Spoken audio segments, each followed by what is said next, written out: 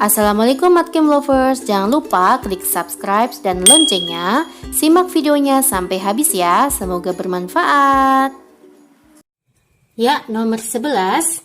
Suatu bengkel memperkerjakan 7 pegawai ya, berarti N-nya itu adalah 7. Bengkel memberi gaji masing-masing 190 juta pada 4 pegawai ya. Jadi 4 pegawai itu gajinya masing-masing 190 juta. Terus apa lagi, Dek? 2 pegawai masing-masing 150 juta dan 1 pegawai itu gajinya 120 juta. Pertanyaannya, rata-rata gaji ke-7 pegawai tersebut. Ya, kita mencari rata-rata dong. Bisa ya, pasti semuanya ya. Apa rumusnya rata-rata? Yaitu jumlah pegawai 4 dikali 190 juta. Ya, dalam satuan juta hilangkan aja ya 06-nya ya. Ditambah 2 kali 150 juta. Saya geser. Ditambah 1 dikali 120 juta. Oke, dibagi dengan jumlah pegawai. Jumlah pegawainya adalah 7. 19 dikalikan 4 itu berapa, Dek? 76 ya, 760. 15 kalikan 2 itu adalah 30. Ditambah 120 dibagi 7. Berapa, Dek? 0 ya, 8, 1, 1 dibagi 7. Maka rata-ratanya adalah 169 juta. Wow, banyak juga ya gaji pegawainya nih rata-ratanya. Jawabannya adalah C. Nomor 12. Jumlah dari suatu himpunan ya, diketahui jumlah himpunan atau jumlah anggotanya ya adalah 465. Pertanyaannya, berapakah rata-ratanya? Oke, kalau mencari rata-rata itu kan rumusnya jumlah anggota atau jumlah himpunan dibagi dengan banyaknya anggotanya. Ya, formulanya ketemu nih. Apakah bisa mencari rata-rata jika kita gunakan pernyataan yang pertama? Terdapat 6 bilangan himpunan. Wah, pas banget. Jumlah himpunannya kan udah ada nih, 465. Ternyata N-nya itu adalah 6. Ya enggak? Ya, ketemu dong rata-ratanya. Oke, berarti satu saja bisa. Coba cek yang nomor 2. Bilangan terbesar di himpunan adalah 122. Yang diketahui adalah suku terakhirnya, berarti UN-nya ya. Dan suku terkecil atau bilangan yang terkecil adalah 14, berarti U1-nya 14. Apakah kalau diketahui hanya U1 dan U6 rata-rata bisa ketemu? Gak bisa ya, Dek, karena rata-rata itu rumusnya adalah U1 tambah U2 sampai ditambah dengan U6 dibagi banyaknya anggota. Inilah mencari rata-ratanya ya. Berarti 2 itu salah. Berarti jawabannya adalah A. Pernyataan 1 saja cukup untuk menjawab. Next, nomor 13 Dek. Tabel berikut menunjukkan banyaknya CD terjual pada suatu toko selama suatu periode. Jika baris atas menunjukkan jumlah CD terjual per hari, ya. Jadi ini adalah per harinya, dan baris bawah menunjukkan jumlah hari di mana CD terjual, ini jumlah harinya. Maka berapa median? Median itu adalah nilai tengah, ya. Yang ditanya median. Oke, kita buat tabelnya dulu ya, Dek. Karena mencari median, kita urutkan dari data yang terkecil, yaitu 32 ya. Ini penjualan CD setiap harinya. Mereka dapat 32 nih setiap hari ya. Terus mereka jual 32-nya itu sebanyak 4 kali ya, 4 kali. Oh, ini frekuensi dulu ya. Oke. Terus habis 32 ada apa, Dek? 41 selama 7 kali. Terus apa lagi, Dek? 45 ya. 45 sininya 8, 51, sini frekuensinya 6. Yang terakhir adalah 60 dengan frekuensinya 5. Kita mencari median? Ya, kita mencari frekuensi kumulatifnya dulu atau jumlahkan ya.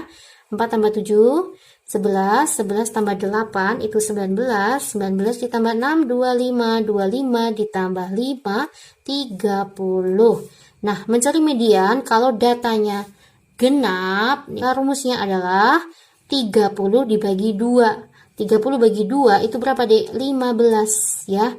Berarti artinya data ke-15 ditambah dengan data ke-16 dibagi 2. Ini adalah data ke ya. Nah, terus data ke-15 mana, Dek? Ini kesini kan 11.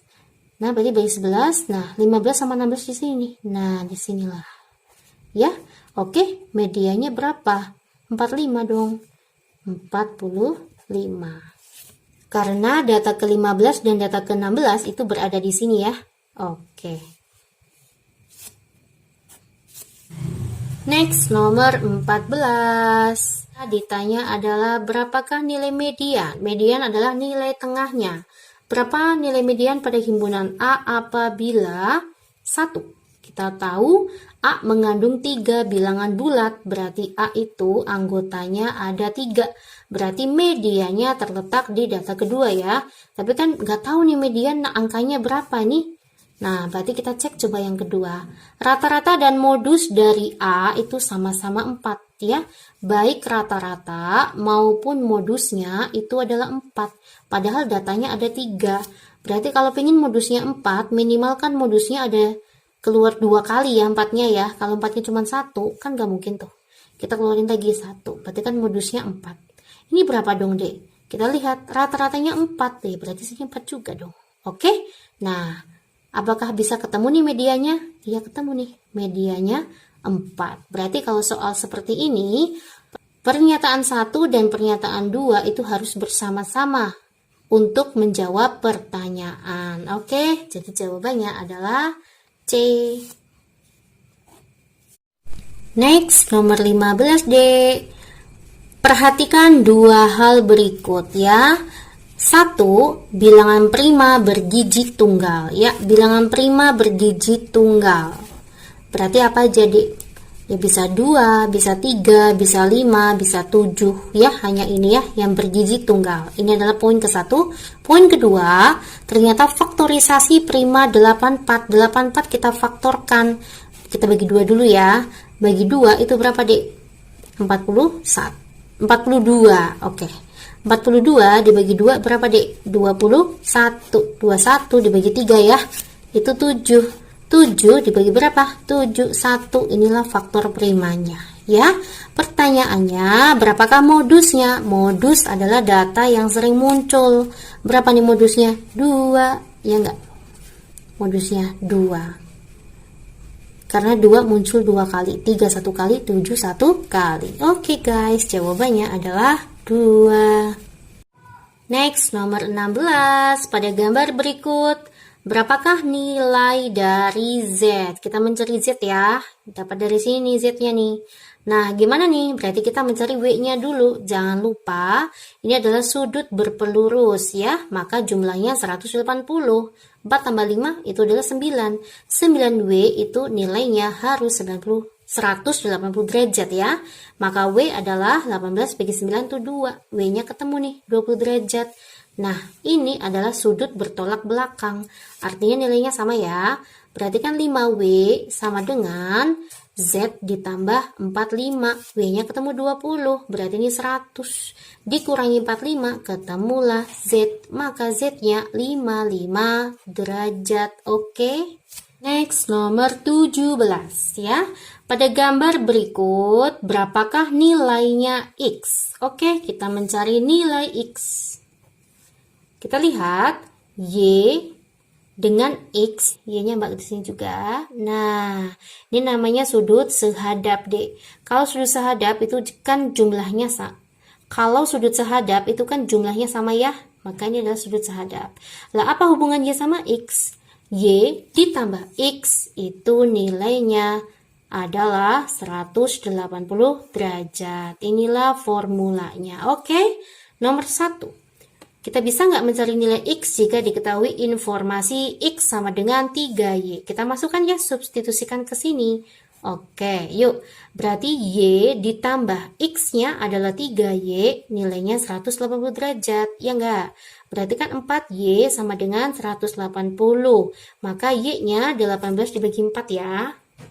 Yaitu 45 derajat. Nah, sekarang apakah bisa nih ketemu nilai X-nya? Ketemu dong.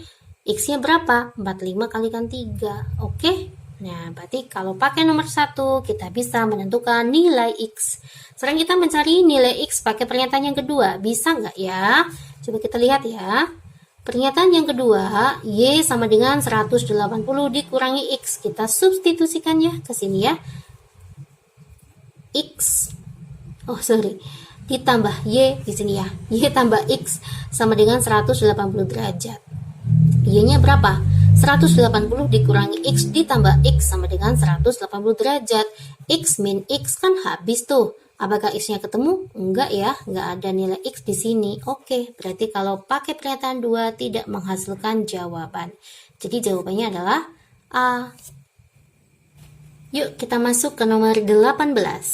Jika PQ sama dengan PR, Mbak masukkan di sini aja ya. PQ sama dengan PR. Apakah dia segitiga sama kaki? Oke. Sementara iya, ya. Karena ini sudutnya sama, kakinya sama, maka sudut di kaki pun sama. Pernyataan yang pertama. Oh iya, yang ditanya itu adalah luas segitiga PQR ya. Kita pakai pernyataan yang pertama, apakah bisa ketemu nih luas segitiga PQR? Sudut PQR itu adalah 60 derajat. PQR itu mana? PQR ini 60. Oke? Berarti kan juga 60, ya enggak? Nah, terus yang namanya segitiga itu kan total sudutnya 180 ya. Sudah kepake 120, maka sisanya 60 juga. Nah, dipatahkan ini bukan segitiga sama kaki, Dek, tetapi segitiga sama sisi. Nah, tapi sisinya enggak ada, Dek. Berarti kalau pakai pernyataan ke-1 belum menemukan luasnya ya. Coba kita cek pernyataan yang kedua. QR-nya 10. Mana nih QR? QR-nya 10. Ya, kalau QR-nya 10, maka PR-nya 10. Maka QP-nya 10. Apakah jika sisinya ketemu nanti luasnya ketemu?